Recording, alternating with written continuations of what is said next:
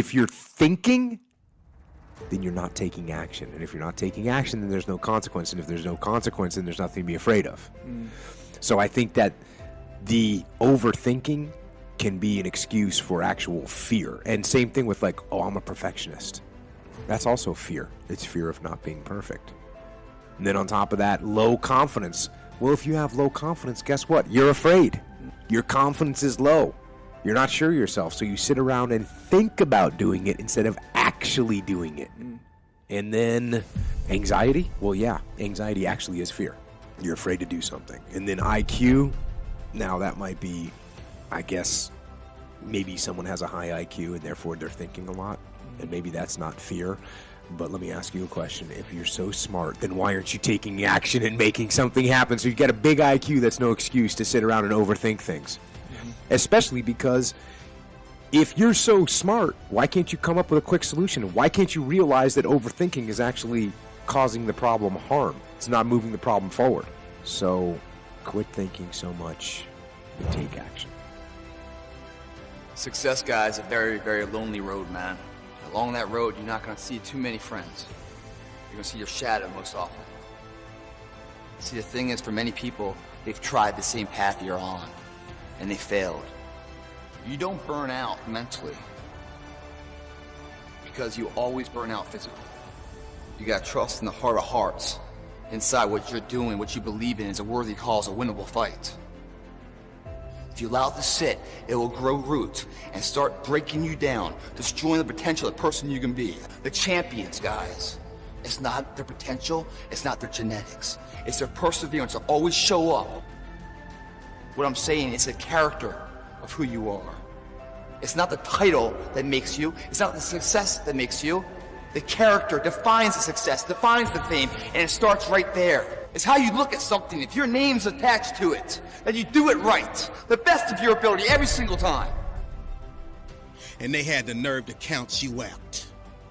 That's because they didn't understand that your motivation would never let you stay down for the count.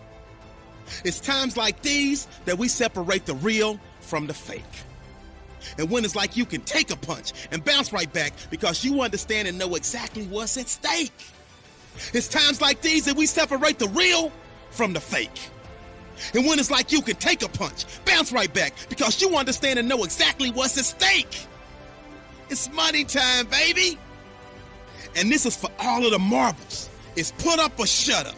Survive in advance. Win or go home. And that's why you spend all those hours grinding. That's why you spend all those hours pushing yourself to the limit. You spend all those hours running. That's why you spend all those hours sacrificing. You spend all those hours sweating because you know there will be no time for regretting, fretting, or letting yourself or your teammates down.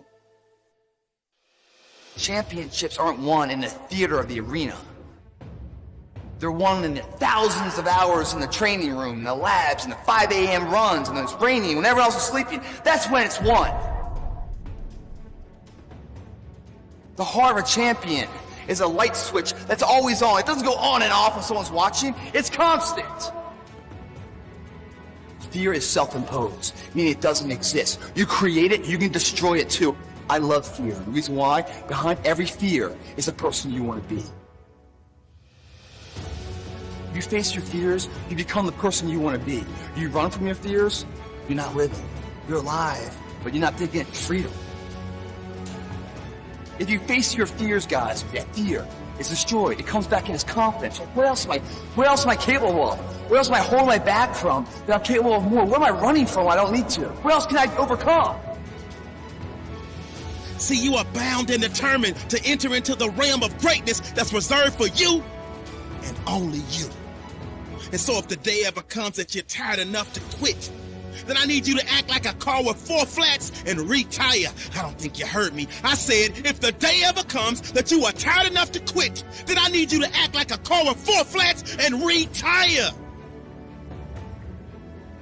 Next level success is reserved for those that are willing to not start counting the reps until it starts hurting. Not start counting the shots made until their arms are dead tired. Not start counting the sprints until they're already breathing hard. I heard a wise man say, it hurts, but it works. I say when it hurts, then and only then will you start receiving the perks, the accolades, the attaboys, the attagirls, the great jobs, the alley-oop lobs, the celebration parties with the lobster and shish kebabs, the hoisting of the banners, the sizing for the rings, the smiles, the hugs, and all of the love and respect in between.